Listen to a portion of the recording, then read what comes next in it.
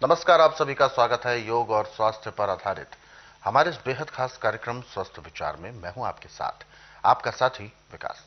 दर्शकों, स्वस्थ विचार कार्यक्रम में हम आपके लिए अक्सर कुछ ऐसे नुस्खे लेकर आते हैं जो आपके सुख सुविधा के लिए होते हैं, कुछ नुस्खे आपके जरूरत के लिए होते हैं और कुछ नुस्खे इसलिए भी आपको अपने जीवन में अपनाने चाहिए क्योंकि उनसे आप अपने शरीर को हर प्रकार के रोगों से बचाव कर सकते हैं। एक सुरक्षा कवच, एक हेल्थ के लिए शील्ड आप अपने चारों ओर बना सकते हैं। ये सभी उपचार हमें समय समय पर अपने जीवन में करते रहने चाहिए। अलग अलग उपचार हैं, अलग अलग रोग पर आधारित हैं और सबसे बड़ा जो इसमें खूबी है, जो गुण है इस कार्यक्रम में जो चीजें बताई जाती हैं उनमें, कि जो भी आपको उपचार में करना है और उसमें जो भी चीजें प्रयुक्त होंगी वो सारी आपके आसपास मौजूद होनी चाहिए, यानी आपके रसोई घर में उपलब्ध होनी चाहिए। इन्हीं सब विषयों पर हम गौर करते हैं और रोजाना अलग अलग रोगों के बारे में आपको बताया जाता है कि कैसे आप रोग को पहचानें, कैसे आप अपने रोगों से अपने आप को बचा सकें और उन रोगों की पहचान करके उनको जड़ से खत्म कर सकें। और इन सभी विषयों में हमारा मार्गदर्शन करते हैं जाने माने असाध्य रोग निवारक गायत्री सिद्ध पंडित श्री लक्ष्मण दास रतन भारद्वाज जी। आइए सबसे पहले गुरु जी का स्वागत करेंगे और कार्यक्रम की शुरुआत करते हैं। गुरु जी, आपका स्वागत है। नमस्कार। नमस्कार। दर्शकों, यह कार्यक्रम हम आपके लिए लेकर आते हैं, आपको प्रकृति से जोड़ने के लिए हम प्रयास करते हैं, क्योंकि यदि हम अपनी प्रकृति से जुड़े रहते हैं तो ये माने कि प्रकृति के पास सब कुछ है, प्रकृति के पास सुख सुविधाएं हैं, प्रकृति के पास वो गुण हैं जिससे कि हम अपने जीवन में लाभ प्राप्त कर सकते हैं। और सबसे बड़ी बात कि हमारे शरीर में कभी भी कोई भी विकार उत्पन्न हो जाता है तो उसका निदान प्रकृति के पास है, क्योंकि ये शरीर भी प्रकृति की ही देन है। तो इसमें उत्पन्न होने वाले सभी प्रकार के रोग विकार, ये सब भी प्राकृतिक तरीके से ही ठीक होते हैं। यदि हम इसमें कोई कृत्रिम पैंतरा अपनाते हैं तो यकीनन वो असंतुलन उत्पन्न होता है और शुरू होती हैं परेशानियों के सिलसिले। लेकिन इस कार्यक्रम का जो मुख्य उद्देश्य है वो यही है कि आप सभी को आयुर्वेद से जोड़ा जाए, आप सभी को उन जड़ी बूटियों से जोड़ा जाए जो आपके आसपास या आपके रसोई घर में उपलब्ध होती है। अपना उपचार आप स्वयं कैसे कर सकते हैं वो सारी चीजें आपको इस कार्यक्रम के जरिए पता चलती हैं। हम प्रयास करते हैं और इसीलिए आपसे अनुरोध भी करते हैं कि जब भी आप इस कार्यक्रम को देखने बैठें तो कॉपी और पेन भी साथ में लेकर बैठें। नुस्खे उपचार लिख जरूर लिया करें जब भी आप इस कार्यक्रम को देखने बैठते हैं। तो चलिए शुरू करते हैं आज के एक मुख्य विषय पर चर्चा। आज के इस अंक में गुरुजी हम बात करेंगे हिचकी को लेकर।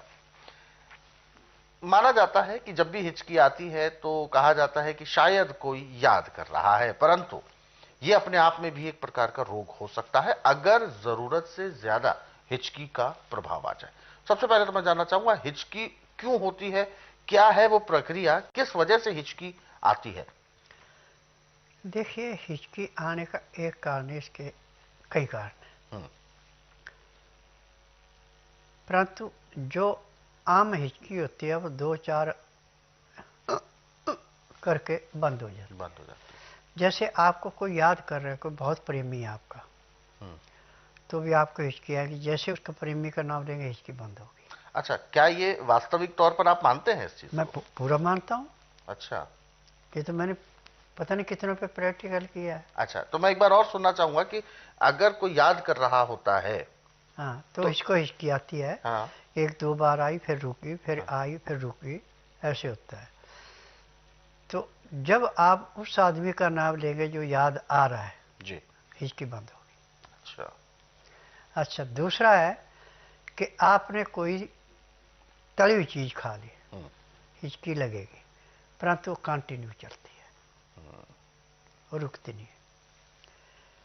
आपने तेज मसाला खा लिया, आपको हिचकी चलेगी। बिल्कुल तीखी चीजों पर हिचकी हाँ, आती है। अब आपके खान पान में गड़बड़ी होगी, आप पाचन शक्ति खराब हो, हिचकी चलेगी। और जब हिचकी बिगड़ जाती है तो दिन रात वो चलती रहती है, उसमें आदमी परेशान हो जाता है। पेट में भी दर्द होता है, पेट अच्छा साफ नहीं होता, प्यास नहीं लगती, पानी पिया नहीं जाता। हम्म।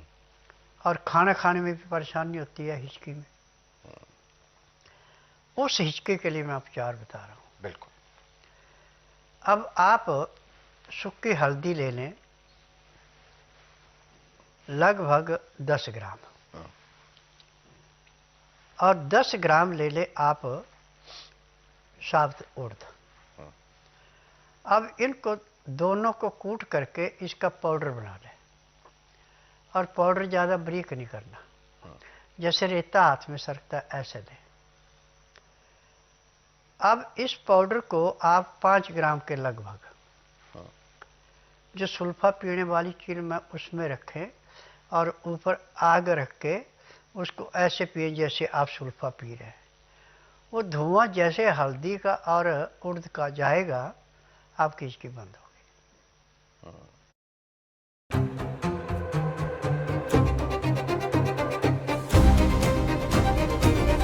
उड़द का जाएगा, आपकी हिचकी बंद होगी। कितना लाभदायक। यदि आपके पास और सुल्फे वाली चिल्म नहीं है तो आप हुक्के में पी सकते हैं। लेकिन उसमें फिर खांसी आती है? खांसी नहीं आएगी। अच्छा। वो जो उड़द के आटे का और हल्दी का धुआं अंदर जाएगा, वो इसको ऐसे दबा देता है जैसे बर्फ में कोई चीज लगा दी, वो खराब नहीं होगी।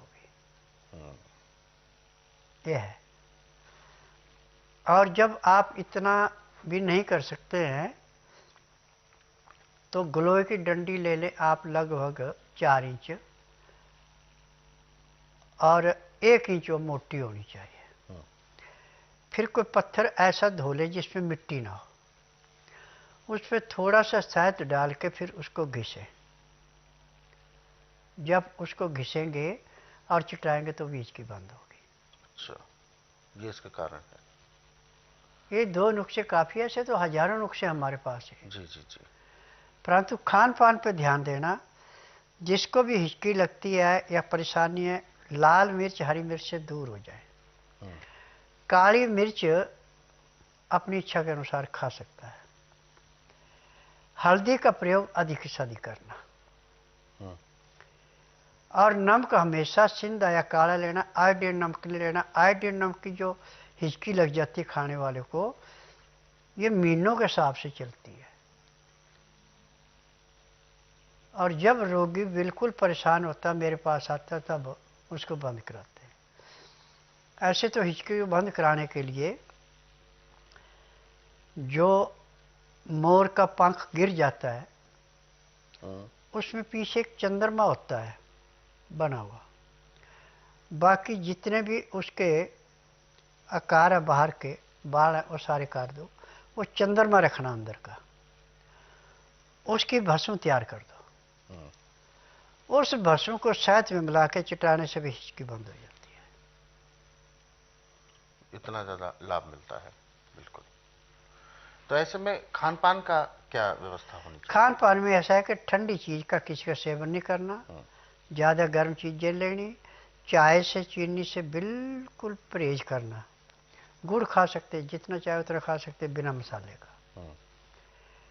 और रोटी का टाइम बांध ले कि हमने 12 बजे से पहले पहले खानी है, रोटी लेट नहीं करनी।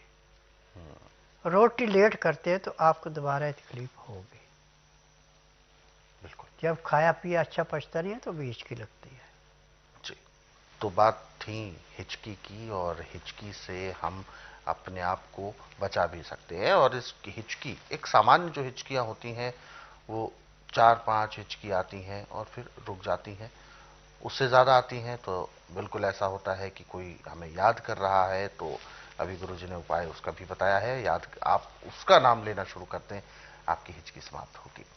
लेकिन अगर इससे भी ज़्यादा आपको हिचकी आ रही है तो ये किसी भी तरह का कोई याद नहीं कर रहा है, ये आपकी स्वयं की लापरवाही बोल रही है। यानी आपके शरीर में कोई ना कोई विकार उत्पन्न है जिसकी वजह से ये दिक्कतें आ रही है। बहरहाल इसके लिए आप क्या कुछ कर सकते हैं, अलग अलग तरीके के गुरुजी ने कई नुस्खे भी बताए हैं जिसको आपने लिख जरूर लिया होगा। इसलिए हम अक्सर आपको याद दिलाते हैं, कॉपी पेन जरूर लेकर बैठा करें जब भी आप इस कार्यक्रम को देखने बैठते हैं। कब कौन सा नुस्खा बताया जाएगा वो आपसे छूट ना जाए, इसीलिए लिखना बहुत जरूरी है। और दर्शकों, यदि आप इस कार्यक्रम से जुड़ना चाहते हैं तो आप हमें कॉल कर सकते हैं या आप हमें व्हाट्सएप के जरिए भी अपना मैसेज भेज सकते हैं। तो चलिए आगे बढ़ते हैं और जो दर्शक हमारे साथ जुड़े हुए हैं लाइन पर,